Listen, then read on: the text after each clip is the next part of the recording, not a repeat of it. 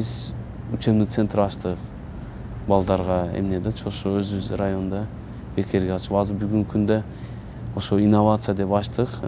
700 адам окуйт, ошонун ичинде 300 адамы бекер окуйт.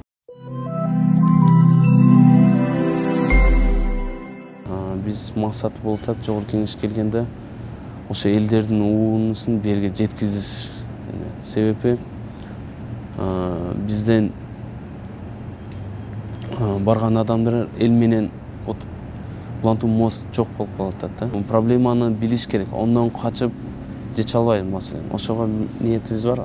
Ошо кабылдаманы ачып, ар бир эмнеде келгенде көрүп. Себеби өзүнүн маселесин чечкен адам эч качан кабылдамага келбейт да. Кабылдамага келген ол уже өзүнүн жумушун кыла албаган, туугандары жардам бере албагандан келет.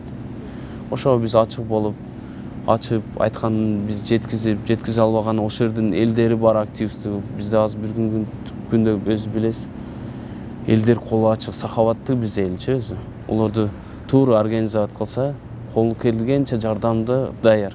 Бүгүнкү күндө мына пандемия эмнесинде көрсөттү, кандай биз биргеликте эмне кылсак. Ошону айтканым, колдон келсе жардам сурап дегендечи, бири-бирин ачык кылып, мындай маселе бар.